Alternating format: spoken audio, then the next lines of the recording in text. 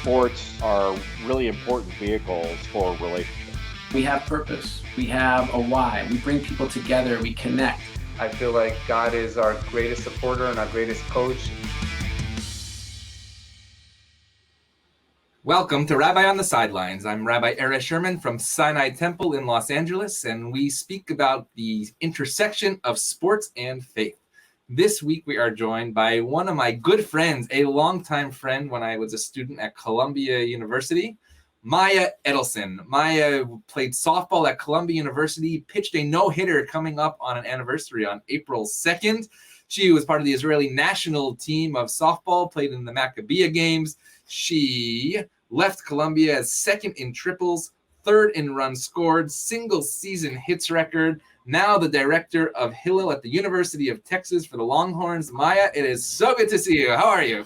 I'm doing great. Thanks so much for having me on as a guest. This is pretty amazing, and I just want to share the story to begin because people asked me how I took my sports passion and put it into the faith world. And really it began with you so many years ago when I was a religious school teacher at SAJ, Society of Advancement of Judaism on 86th Street, and was it West End? No, the other side.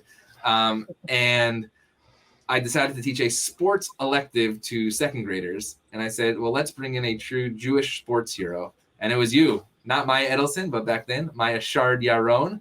And you came in your Columbia University softball uniform. I just remember the kids wide-eyed saying, wow, like we can be Jewish and proud of our Jewishness and also be on the baseball and softball field and be proud of being Jewish there as well. So it's great to see you. And let's start actually on the Jewish side. We'll go to the sports side and then we'll do a little mix and match. Great. Your faith journey actually didn't just start from you as a youth, but you had a lot of influences in your life. And one of those being your grandfather of blessed memory, Rabbi Stanley Rabinowitz. Let me just tell us a little bit about your grandfather, the impact he had, not just on you, but the Jewish world, and how you took that inspiration to bring Jewish identity into your life as well. Thanks so much. I really appreciate that. That's where we're starting. My grandfather, who passed away now just about 10 years ago, but he was a rabbi at Addis Israel congregation in Washington, D.C. So in our nation's capital during some of the most formative decades of what was going on in our country in activism in the 60s and 70s and into the 80s. And, he actually retired from the pulpit when I was a toddler. So I don't remember him really being up there in the pulpit. I remember him more in his retirement where he was still active, writing and speaking and teaching and doing all sorts of stuff with the Jewish community. But I have lived with, meeting people on whom he had such a great impact. The synagogue there and being in DC, he had the chance to interact with some amazing, prolific leaders, both from Israel and in the US. And I think when I think about my own leadership journey, he's a huge influence. And I think a few of the qualities that have really stuck with me, one, he was an important guy. He commanded respect, but he was so approachable. He was a friendly, a fun person. And I think that really sticks with me also in thinking about a leadership presence. And I think also, a lot, obviously he was in the synagogue. He was very passionate about prayer and about people engaging with their Judaism and text study. And he also was really about Jewish peoplehood. And I think that's something that stuck with me in my own Jewish identity, was thinking about, Klal Yisrael, the Jewish people, about connection to the land and the state of Israel as being really primary parts of Jewish identity. And that was very important to him. And I think, for his time, of course, everything's based on what time you're in, he was very creative and innovative in how he approached Judaism in a lot of ways. And I only came to appreciate that as an adult when I started my journey at JTS and becoming a Jewish educator, and really appreciated some of the, I don't want to say risks, but some of the chances he took on being innovative in the synagogue. And I think that's something that's really inspirational for me too. I think above all though, he was a family man. He was a wonderful Saba, grandfather. He loved doing magic tricks. He went fishing with his brothers. He loved all of that. And that's also really an important part of being a leader, is taking care of those who are closest to you around you. Is there some innovation that you saw that you're either proud of or sort of brought into your experience as a Jewish leader? Something that maybe we do today that we didn't know that he really brought? There's a few. I mean, one I would say he was one of the early rabbis doing bat mitzvahs for girls in the synagogue. 100-year anniversary just a couple of weeks ago. Exactly. And Mordecai Kaplan was one of his teachers at JTS, and someone he was very, very close with. He actually had a written correspondence with for years after he graduated. But think the way he approached women in Jewish life and egalitarianism was really ahead of his time, and it's not something that I certainly take for granted. So I think that's one example. It's fascinating that you say that, because I remember you as a student with me at Hillel on the 5th floor of the Craft Center, where I believe you might be right now, and Koach and the conservative movement. And you were so passionate about your Judaism there. I first knew you as a fellow student, and then actually as an athlete, and then I was even more wowed. So let's go back to San Diego. You actually grew up thousands of miles apart from your grandfather, but obviously had a very deep influence. What was your first, let's go to the Jewish life. What was your Jewish life growing up in San Diego? And then we'll talk about the field. Sure. So San Diego, my parents moved there actually from Israel. My mom grew up in Washington, D.C. But I sort of grew up with that blend of having a conservative rabbinic grandfather and having a kibbutznik background on the other side, and a blend of those two. I was fortunate to go to a wonderful Jewish day school through 8th grade, which gave me a great foundation, I think, in Jewish life and learning, along with what I got at home. San Diego is an amazing community. So I think, we'll get back into this. I also, I went to Jewish summer camp for a couple years and loved it. But then I was playing softball competitively year time and travel. And there came the point I had to make a decision. You really can't go to sleepaway camp, Jewish sleepaway camp, and be on the travel ball circuit for softball and hope to get recruited. And I had to make some choices. And I ended up playing on, going the softball route. But it came full circle because later on as a college student, I went back to camp to work. And so that was an important decision. But yeah, it's a little bit about my background. So let's talk about softball.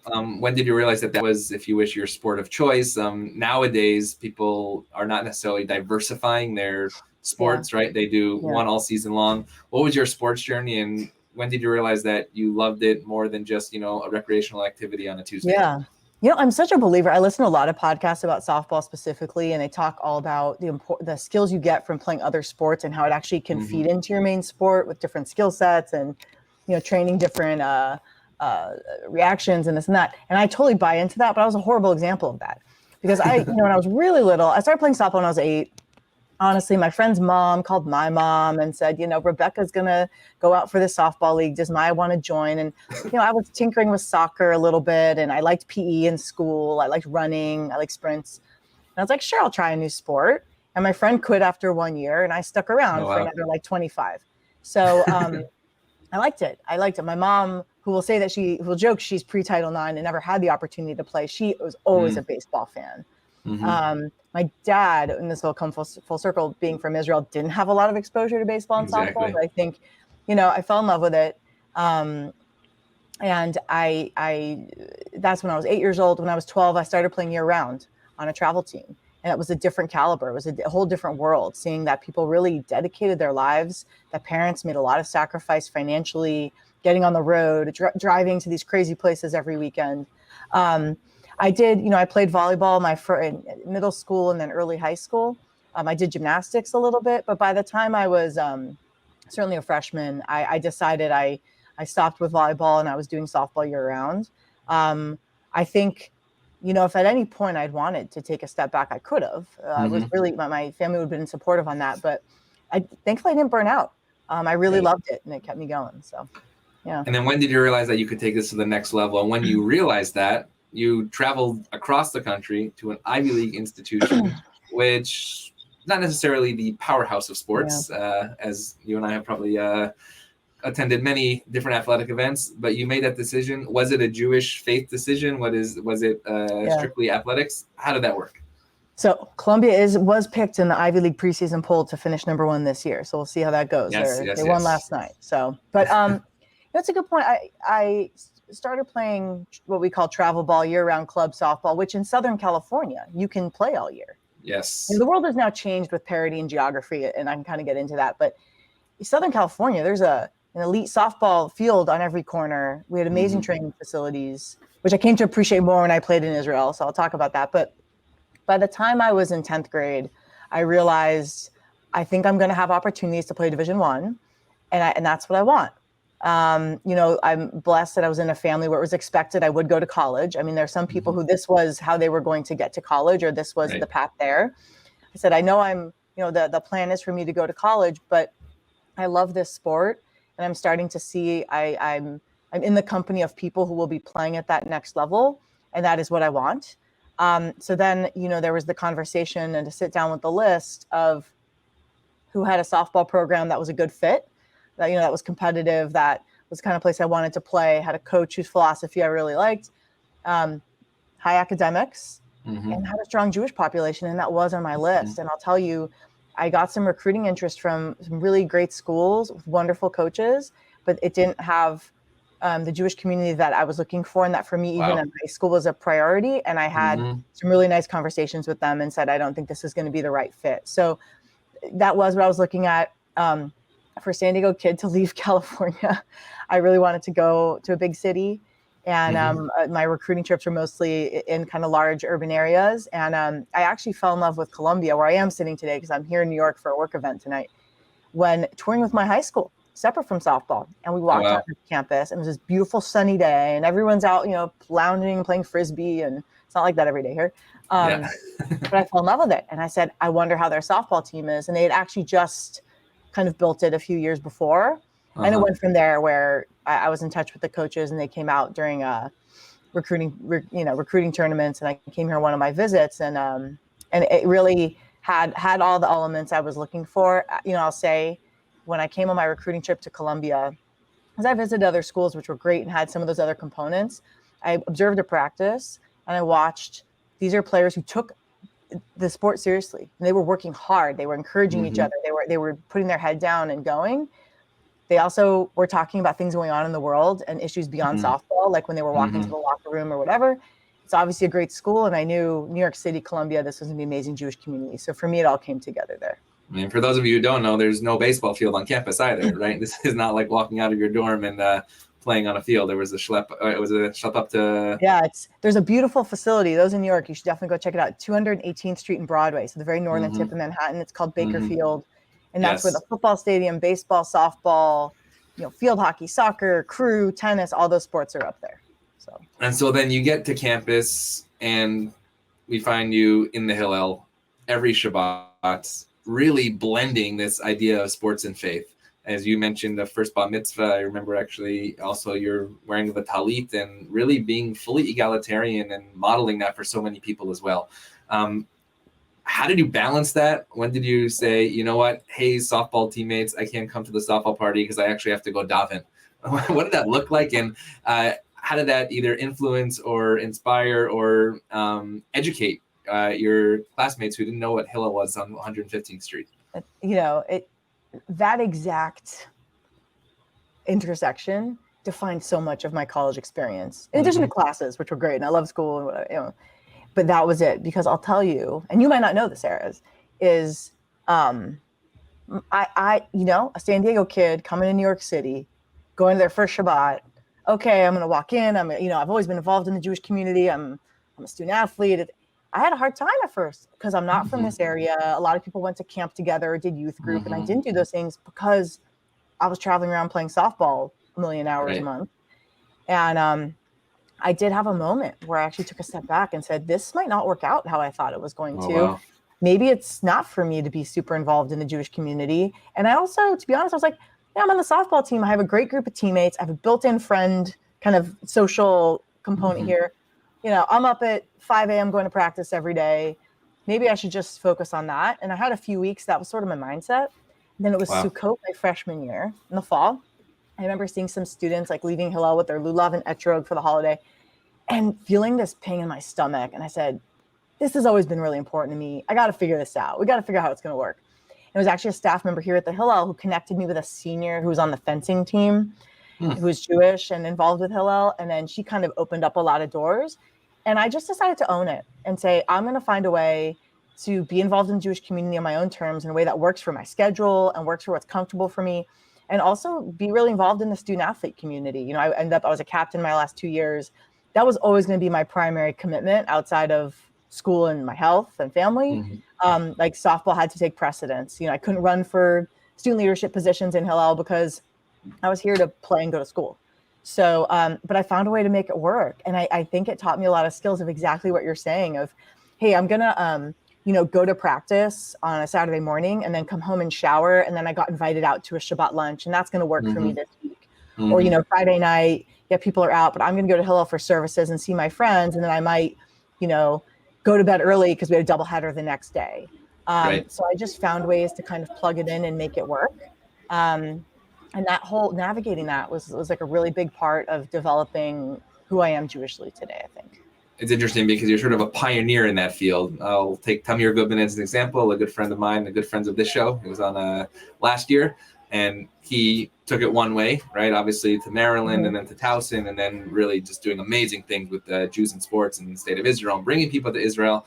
And then you have a kid like Ryan Terrell at Yeshiva University, who's a junior and declares for the NBA draft. Yeah. And Elliot, Coach Steinmetz's son, I think Jacob Steinmetz, who's now drafted by the Major League Baseball. These are Jewishly observant kids who are saying, we don't have to do it just in the Jewish world, but we can actually do both. What's your feeling of how that's going today and where you see going in the future in terms of really balancing that faith in sports? I hope we're in a good place. I'll tell you, I taught Hebrew school here in New York City when I was, after college, when I was in grad school, and I had a student, 5th grade, who got selected for like this competitive swim program, and she was going to have to maybe miss Hebrew school or change the schedule. And I remember hearing people be like, where's their family's priorities? And I stopped and I said, this is a kid who's like really talented and something she loves. And let's celebrate it as a Jewish community. Let's work with that family to figure out like how they obviously care, like let's figure out how we're going to do it. And I hope we're in a place where that's really supported, where like, and I see this all the time with my students on campus, but people have passions and skills, and that might be sports. And if Judaism is going to grate against that, then they're going to push away Judaism. And so how do we support people in being able to find that balance? And I think there's been a lot of creative outlets for that. Like we're seeing it, we'll talk about, I'm sure, Israel baseball and all that, but like the National Hillel basketball tournament, which started at Maryland Hillel, and the students who were involved in that. All these articles, right, about the YU basketball team. And it's just, I think it's being talked about more that like, this is, the old joke, which I know this show does not approve of, about Jews in sports. Like, it's like, no, like this is not how it has to be. It's not actually how it is. So let's keep telling these stories. Absolutely. And so let's go to Israel for a few moments. And softball brings you to Israel. You spoke about your dual citizenship. Was that the reason why you were able to do it? Was it because you were the law of return? And actually, I believe you're one of the founding members of the Israeli national softball team. So let's talk about that.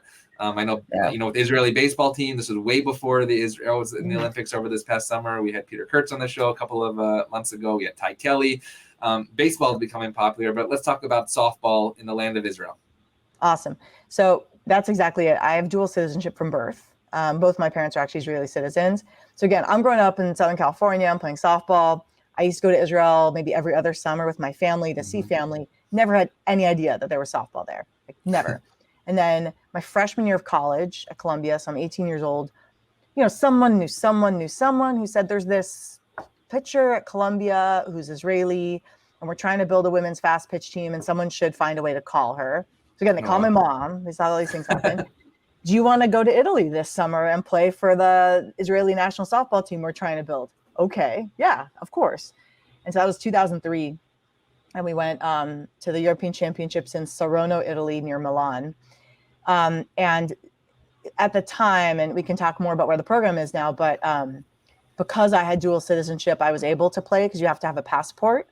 And, that whole experience, again, made me really appreciate what I grew up with and the access to training and facilities and resources that you take for granted. And I actually have thought about a lot if maybe that experience is one of the reasons I never burned out on softball, because playing in Israel refreshed my passion and appreciation for what I had, which makes you, just think differently about everything. And in those early years, I want to shout out my friend Shayela Mike, who actually lives in New Jersey now, but she was also dual citizen. She had made Aliyah. She was a few years ahead of me. She played at Quinnipiac University in Connecticut. And when she was living in Israel, she was an umpire. I think there was women's slow pitch and there was men's fast pitch. And she said, let's build women's fast pitch. Let's do it.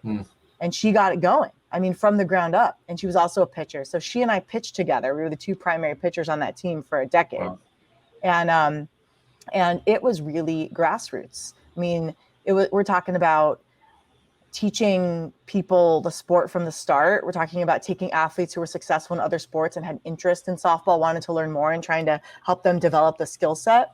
And that first summer in 2003 was not pretty. You know, we went to the European Championships. You're talking about teams like Italy and the Netherlands that have huge infrastructure and professional leagues. And it was a big learning experience. We did get our first win over Bulgaria, which I'll never forget. And I still have a photo from the scoreboard. Oh, wow. But then fast forward to 2007, just 4 years later, we finished fourth in the tournament. There was then like an A pool and a B pool, but we came through and we're beating teams that we never would have beaten 4 years earlier. And we did it mostly with players who had pretty limited exposure. It was me, Shayela, and Jen Jacoby actually played at Rutgers and was also a dual citizen. And the three of us, you know, would come over. And it really was so gratifying to build from the ground up. And, you know, obviously the program's developed, but I'll never forget, if you think about the intersection, we're talking about Judaism. And again, I've been in Israel a lot, but going back to that first summer, 2003, I stayed with my aunt and uncle in Herzliya while I was there training. So, you know, I'm in college and took time over the summer. And Ami Baran, who's the head of Israel softball, he gave me a ride to my very first practice. So he came to pick me up and he said, you know, I can give you a ride home, but I have a game. He plays in the men's fast pitch league. He's a storied pitcher. He's like, I have a game after, so you have to just wait for the game to be done and then I'll drive you home. Okay, sure. I need a ride, right? So we have practice and like our coach is Argentinian. People are speaking English, Hebrew, Spanish. You know, this whole, I'm like, what's my role here? How are they going to accept me? I'm an 18-year-old like American kid coming in with, you know, a certain background. So we have the practice, which was like an incredible eye-opening experience. And then I stay for this game. And I watched this men's fast pitch game in Israel at the Baptist Village, which is where the best field in Israel is. And I looked around and I had never experienced something like that, where you had the men's league had been around for a long time. You had really competitive men's fast pitch softball in Israel. And people are like every walk of life, immigrants, you know, native born Sabras. And I want to say for the first time in my life, it was like the two parts of myself came together. Wow. It was like, this is where I'm supposed to be. And that's what really kept me motivated through those years where like it wasn't always easy figuring out logistics and the finances and, you know, some growing pains of building a sport. And we thankfully had some success again a few years later. And I'm really proud of what we built. And then, you know, kind of fast forward 2013. So I was like 28 and just life was such that I think I felt it was time to take a step back. And could I have still played? Probably yes. But, you know, I was far away. I was doing different stuff for my career and I respect the game too much to say, like, I don't know if I can keep up the level of training, especially for pitching. That would really be needed to succeed. And it's time for the next era to come in. So I took a step back after that. Actually, that experience that you just talked about at the men's game, sitting there and all that coming together reminds me exactly what you said earlier about your grandfather and Jewish peoplehood. And there's so many different ways of bringing Jewish peoplehood together that it's not just in the sanctuary. As Seth Greenberg, who coached in the Maccabiah games, who's now on ESPN, as he said, the locker room is our sanctuary.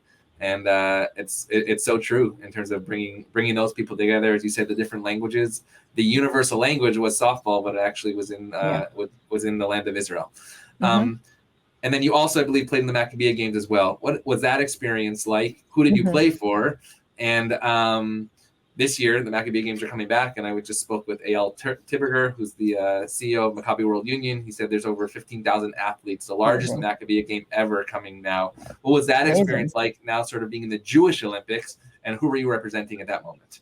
Awesome. So yes, I was very fortunate. I was in 3 Maccabiah games, 05, 09, and 2013. And then we also went to the Pan American Games in 2008 in Argentina, in Buenos Aires.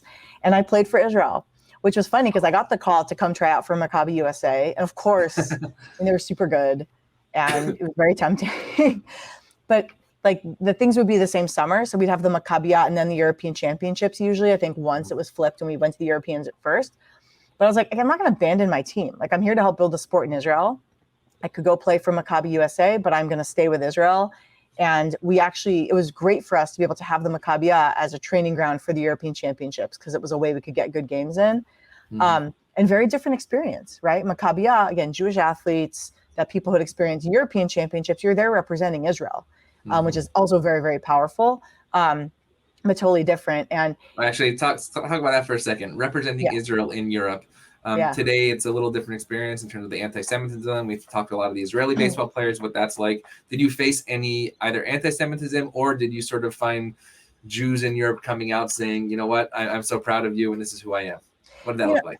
I think we were conscious even then of anti-Semitism. Like, I'll be honest, usually one of the last practices before we left for Europe, we'd have a security consultant, come and give us some framing instructions of like how to behave when we were in Europe, meaning when you're out on the town for dinner, they encourage us to speak in English, not Hebrew. Wow. Not wearing, like, it was so interesting. Like, we'd go to the airport, or traveling, usually wear like your team gear. We weren't supposed to wear anything that said Israel. We just wore regular street clothes. And the irony of that is, at the tournaments, people like to trade stuff, like trade at the closing ceremonies. So I remember we were leaving one year and we're at the airport to fly back to Israel. And there was other teams wearing our Israel softball shirts because we traded for them. They thought they were super cool. And we're like, that's funny. They're wearing them and we're not, because we're not supposed to. So we were very conscious of it. I don't honestly remember explicit anti-Semitism ever coming into it. And I actually think that's what's really beautiful is we got to know. We really do. I mean, a lot of times you're at the same hotel, you're around the field all day together. Right. You get to know a lot of the other teams, and people were just connecting people to people through a sport we love.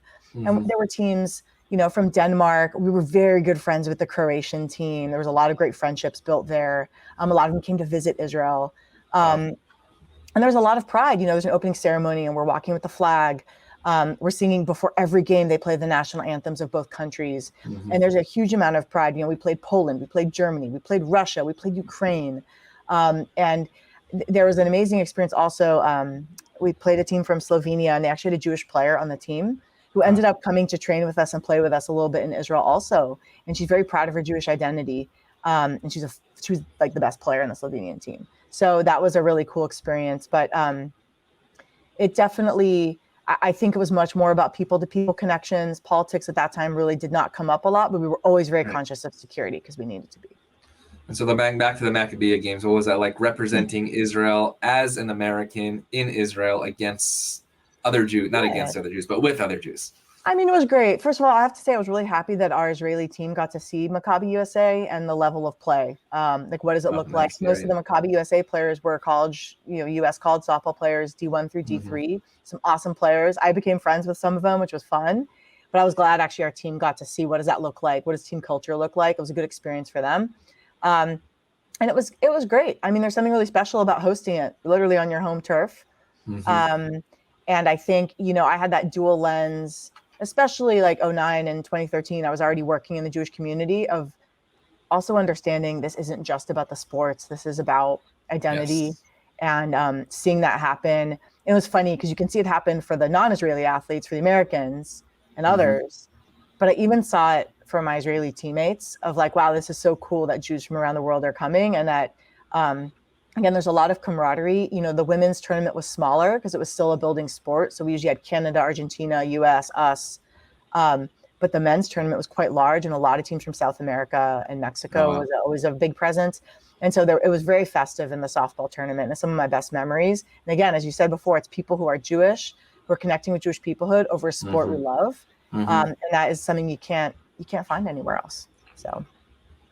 So I want to go back to Columbia one more time, because you're well known in the history of Columbia University for pitching a seven inning no-hitter. April 2nd, 2006, coming up on that anniversary. I can't believe how many years ago it was. Take us through that moment. Like, when did you realize that this was in process? You see in the majors that, they sort of put the pitcher over there. They don't talk to them. What was that like? And what was that either last strike or last out like? Awesome. I remember it very clearly. I can't believe, you're right, it's anniversary. And there have been other no-hitters since then for Columbia pitchers, which is very great. You were the first. So one of my favorite parts of that memory. So first of all, it was my senior year. And in Israel, I pitched and played center field. And that's what I did. I pitched growing up. When I came to Columbia, I really was a utility player, which I loved. I love being a utility player now and things I do, because I was pretty much the everyday starter and left, in the beginning. I pitched here and there my first 3 years, but my team needed me more in the outfield. I played a little first base. And then senior year, we had some personnel changes in our roster. And my coach was like, Maiya, we're going to need you to pitch a lot more this year. I'm like, okay. I'm pitching. Thank goodness. I'm pitching in Israel every summer. I've stayed up on it. The autonomy of Columbia University right here. But what's interesting about that no-hitter was the day before we also had a doubleheader against a different team, and I pitched horribly. I had such a bad game. I got totally knocked around, and our pitching coach, Jen Smith Wernicke, pulled me aside and had a conversation with me, and we actually talked about mental preparation. We talked about some physical cues, staying long and loose. And it's funny with pitching because I feel like, especially for me hitting and when I'm in the outfield, I use a lot of energy. I like to get hyped up and you stay focused. And for me, pitching, you have to stay really relaxed. The more relaxed my muscles were, the longer my motion was, the more my ball moved, which was my bread and butter, was movement. And we came out that Sunday morning, and I'm back in the circle a day after really getting shelled, and it was great, an amazing game. And I was hitting my spots and everything's kind of clicking. And I remember, it's funny how clearly I remember it, but I remember, my ball was moving.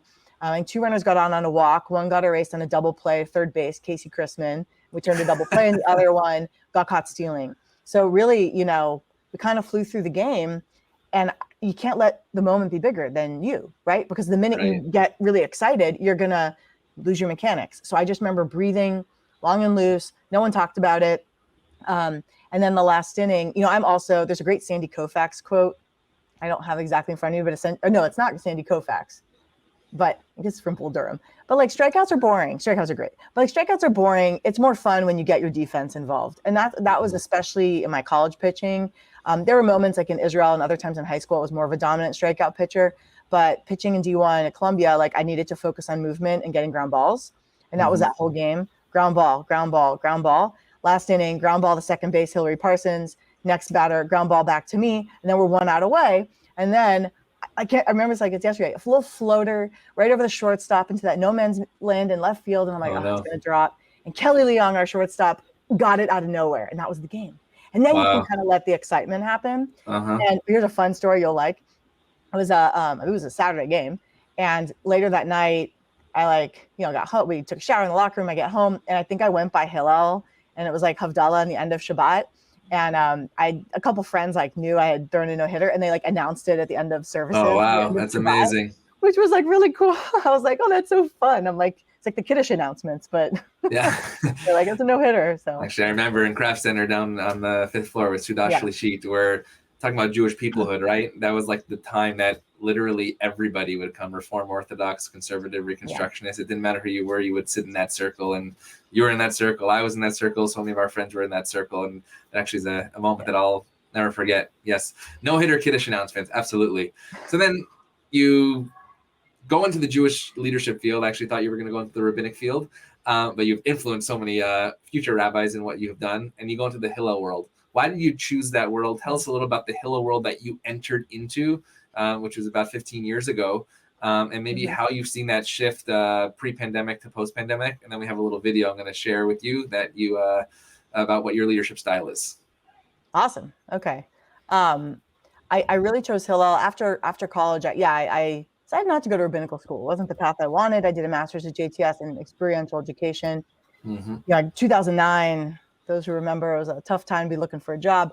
But I said, what are the places that had the deepest impact on me? And that was summer camp and Hillel. And I said, I want to work in one of those two. And I ended up working Hillel at UC Davis in Northern California. And for Rabbi Louis Sachs. Yes, he was one of my students. Yes.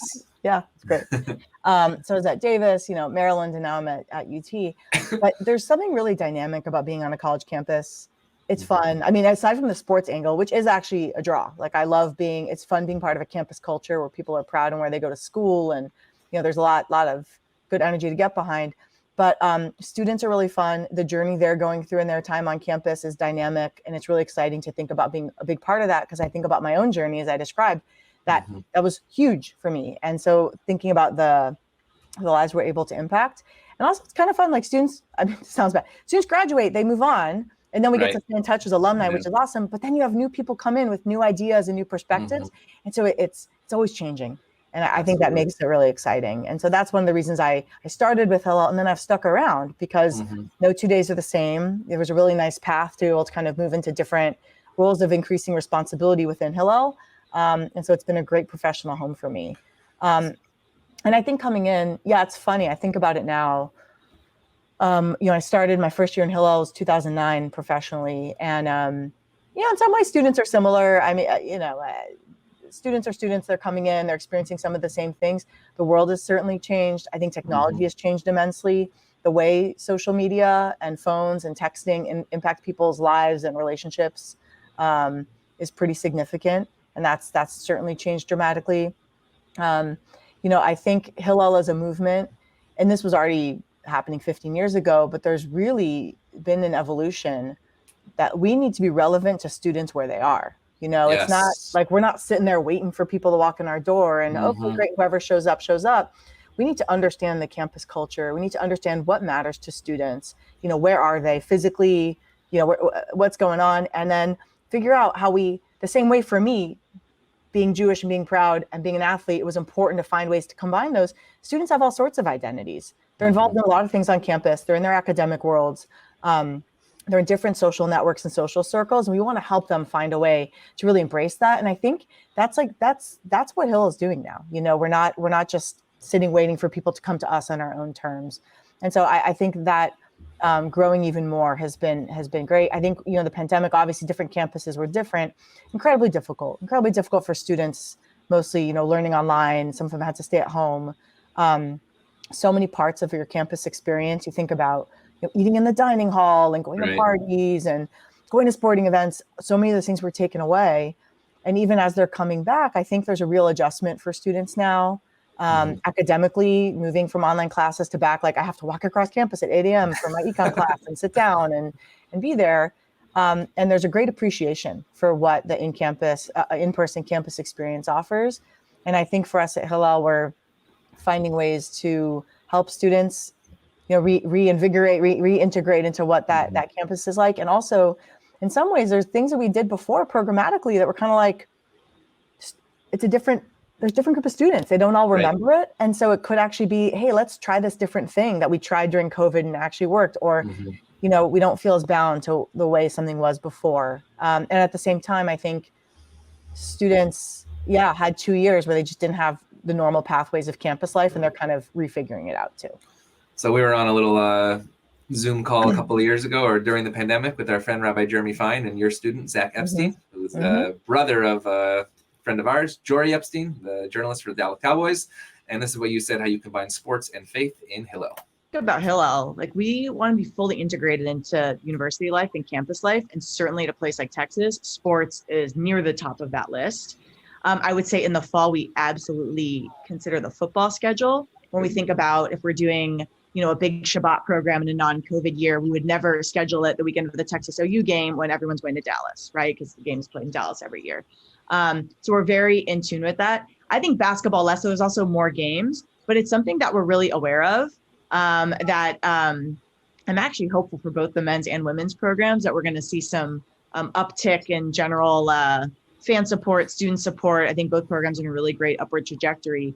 And so, it is part of something we consider. And I also think as the Hillel director, it happens to be, I love sports, which is one of the reasons I wanted to be at this kind of campus.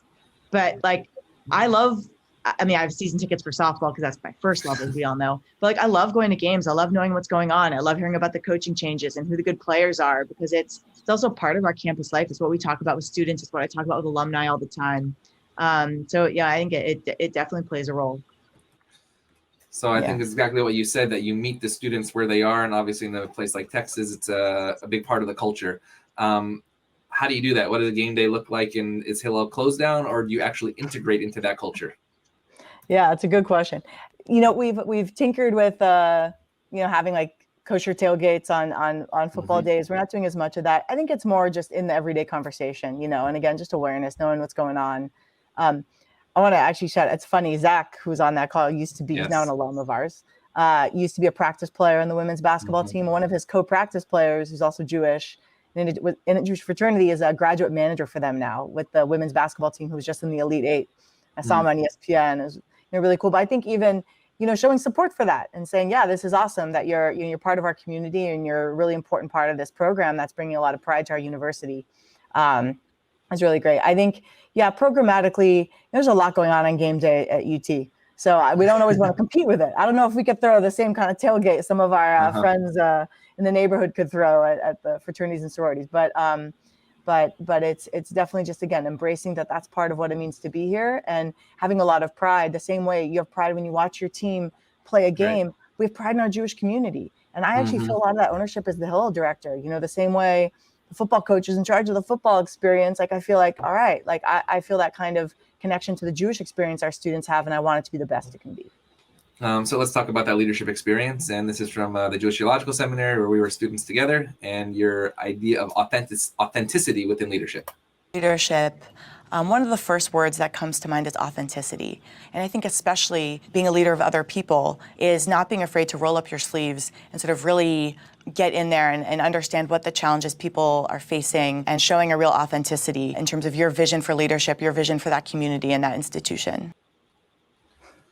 So what does that mean, authenticity, in terms of being a leader? When they look up to you, when these students like Zach and Jory and all these kids that you're talking about, what do you want them to get from their experience by not just your words, but actually your actions? It's a great question.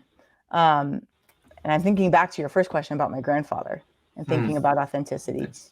And like, yeah, no, I mean, the same way, it's always been that way. Like, being an athlete and caring about being Jewish and just being true to who you are, and understanding sometimes it might be messy or it might not fit together perfectly, but you're going to do your best to make it work. And just being open about that, I think that's a big part of authentic leadership. And being like genuinely, like when we build relationships with students, we want to, like, we genuinely care about them. And I think you have to demonstrate that in how you listen, how you hear what they're saying, how you respond. And people pick up when someone's being inauthentic, when they're just like giving you the line or trying to sell you on a program, or, oh, I really just care about you coming here so we can. No, like, I really care about your journey and what's important to you. We want to make this work. And I think it's all in how you approach your relationships with people. And I think also, when we think about Jewish community on campus, and just being really open with folks about what our goals are and what we're trying to accomplish. We have a really big Jewish community, and it's very diverse, and just, being able to tell our story in a very real way. So, I want to talk about something that is important these days on the college campus, and that's Israel. So you talked about finding a Jewish community on campus. Even at Columbia University, there's been some anti-Israel sentiment within faculty and in the academics, not within the Jewish community, but actually what's happening within the classrooms. When the student's looking to be pro-Israel on campus, what does that look like in the Hillel environment? How have you guided students when they have faced those difficult issues, whether it's BDS or anti-Israel or now anti-Zionism, perhaps being anti-Semitism? What have you seen over the years that has changed, unfortunately, and how, I don't want to say combat it, but how can you be optimistic that you teach these young people, 18 years old, right, to be able to be advocates and to be able to be leaders for the state of Israel? Yeah, I think it's a great question. I think, we like to think in terms of Israel experience, engagement, and education, right? So a few things. One, I mean, as Hillel, part of our mission is inspiring students to create an enduring commitment to Jewish life learning in Israel. And the Israel piece to me means, like, we want every student to consider and think about what their relationship to Israel is. We're not going to prescribe us exactly what it looks like, or that they vote for a specific person, God forbid, or, but we want them to think about it as part of their identity. What does it mean? What is the significance of the land and the state of Israel for me and my Jewish experience, my Jewish identity? I think one of the most powerful ways we do that is by bringing students there. So obviously, we have Birthright Israel.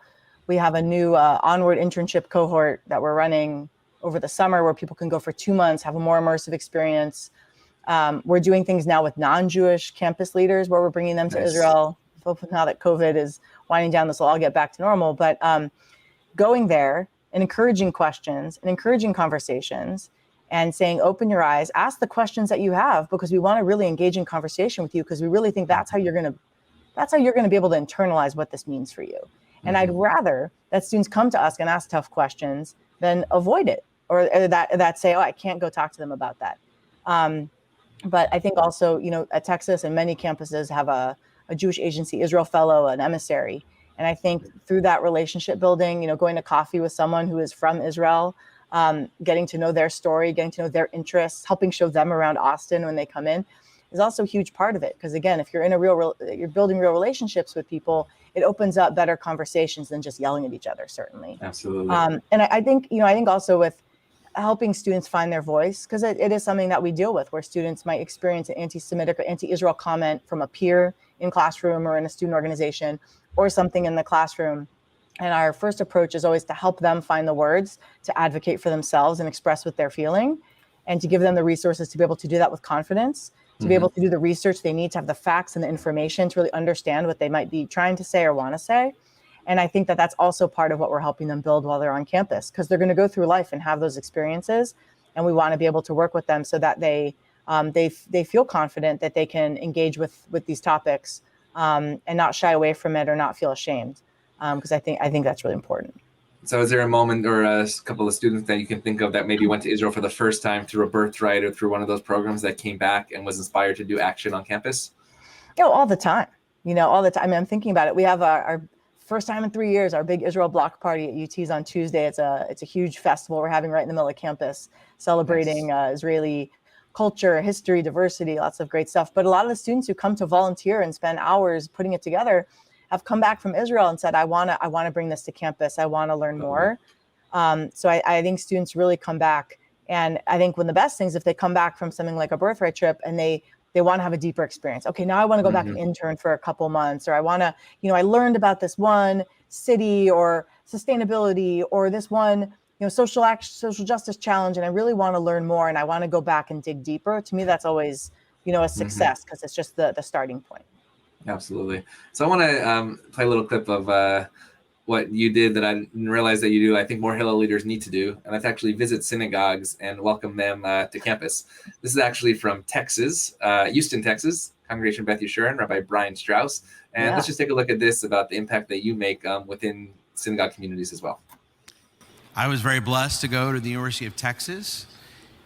And when I look back at my life, I would say that one of the key reasons why I decided to become a rabbi was because of my experience at the Texas Hillel.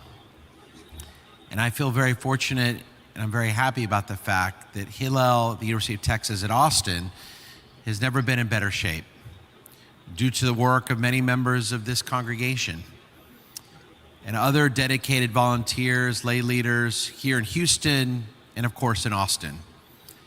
And a major part of that credit goes to the terrific and extraordinary director of our University of Texas Hillel, Maiya Edelson.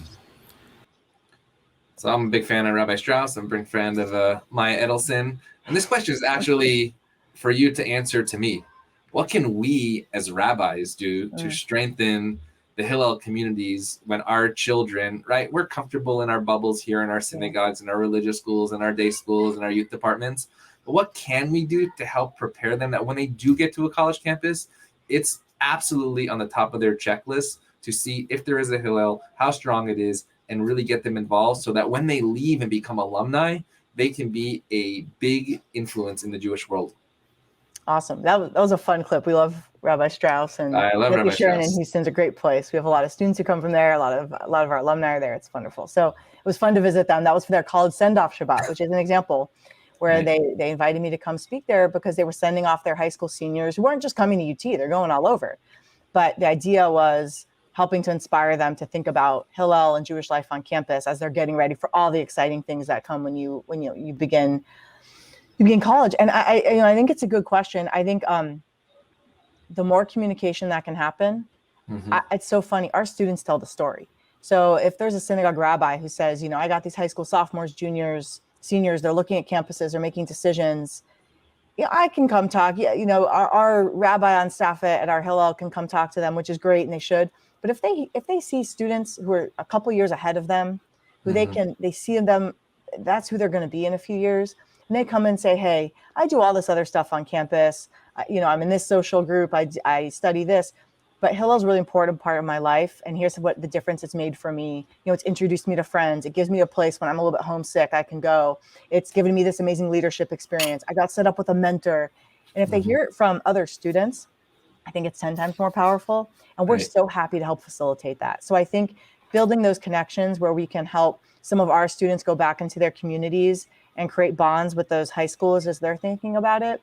And I also think having good open communication, sometimes like you're in Los Angeles, you might have a student from your synagogue who's with us at UT, and maybe something's going on and we're here and we can be a resource. We can help. Their parents are far away, their home rabbi's far away, but we're here to help take care of them too. So I think helping that student feel that they have a place to go and they have people who are caring for them. And that might just be a phone call. That might just be, hey, can you help out with this? So I think building those strong connections is really important, but really helping the current students who are having the experience make sure that those up and coming high schoolers understand, what Hillel and being involved in Jewish life on campus can do for them. So 2 last questions, one on the sports world, one on the faith world. In the Jews in sports world or faith in sports world, what do you see as sort of like the next iteration of the Brian Terrell, the Maiya Edelson, Tamir Goodman? What are we going to see? And really, actually, what is your message to the parent who I saw yesterday whose 3rd grade is playing softball and trying to balance a Jewish day school education with softball? Yeah. What should they be thinking about even now as a parent to be able to do both at a high level? That's question 1. Oh, that's a good one. I mean, I think there's so many more stories being told. Like, I feel like I go through my Twitter feed, reading all those great stories about the Yeshiva University basketball team. And I know they lost eventually, but reading some of the individual stories, the Israel baseball stuff. I'm trying to think I want more examples of women I'm trying to think of, but talk about that for a second, actually. How can we empower young women in sports to really take it to the next level? Well, there's a lot of questions, but I think telling those stories more, it's going to show kids and families that, wow, like I can support my kid in their sports journey.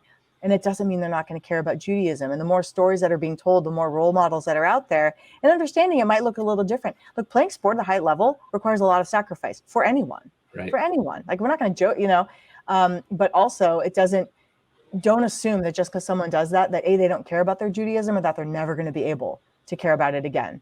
I'm thinking about, I used to not go to practice on Yom Kippur, and having that conversation was relatively comfortable for me because my background, but I've talked to a lot of other athletes who are very nervous about having that conversation with their coach and worried they're going to get cut, worried about this, but then they did it. And most of the time it goes okay, thankfully, and then they build that confidence that I can be who I am. But I think more of those stories being told is great. I think recognizing the positive benefits that come from playing sports, the physical benefits, the health benefits, certainly team sports, the character benefits, and thinking about how do you integrate Jewish values into those. And it's okay for kids to be involved in doing that. And then also making sure, that they're having a Jewish experience, but it doesn't have to be one or the other. Finding creative ways to have them both exist, because kids are smart and they're going to figure out a way that those can come together. And I think, we're seeing more of the Jewish sports camps kind of coming up and about around the country. And I think that's really positive. I think we're going to see a new generation coming out of those kinds of programs who, are playing maybe in high level at high school. But I think giving platforms for people to share the stories and break that silly stereotype that sometimes is still out there about Jews in sports. And I think that will really empower others, and hopefully also for parents, give them help them get excited about what their kid wants to do with sports, and understand that doesn't mean, that their Judaism is going to go by the wayside, and there's things you can proactively do to keep that involved. I mean, I'll tell you, I have memories of going to really small towns for softball tournaments, and we'd find a way to go to Friday night services. Love it. And it wasn't my home synagogue. Maybe it wasn't what I was used to, but that was really powerful to say, this is something we're going to try and do together.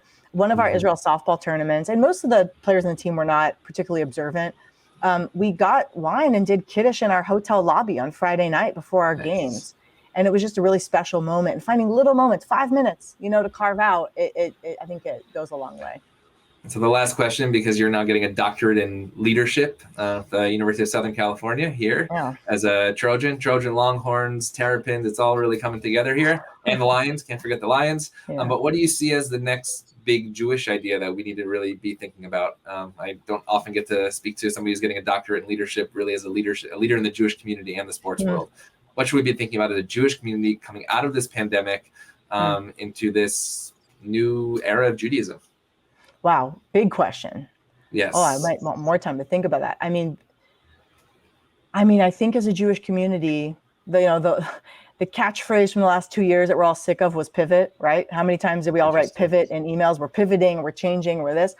But I think maybe it opened us up to being a little more flexible and moving away from the fixtures of what our organizations and institutions and big programs look like, and being more open to trying new ideas, and then what that might open up in terms of new involvement and engagement from parts of the community we haven't seen. I'm a big believer, Hillel, it's funny, I always used to say we're kind of countercultural, because in an era where so many connections are made online and social media impact of, seeing what other people are doing and kind of comparing yourself to it, that Hillel is all about those in-person communal connections. But then for a year and a half, we kind of couldn't be, and we missed it. And now we're back. And I don't think anything will replace in-person connections, but I think thinking about how we leverage technology to connect people in different parts of the world, to empower voices that might not have otherwise had a platform, I think that's all really exciting for our community. But I think the mindset, we all had to pivot and be flexible, and let's not go back to being rigid just because the pandemic's over. Let's keep some of that. Absolutely. Maiya, it is so amazing to speak with you, to see you using technology to bring together the world of sports and faith. Maiya Edelson, Columbia University softball, first no-hitter, April 2nd, 2006, Israeli national team, Israeli Maccabiah team, director of the University of Texas Hillel Longhorns, and just an amazing, amazing person, a leader in the Jewish community, a leader in the sports world. Maiya, it's so great to see you. Have a great day. Thank you so much.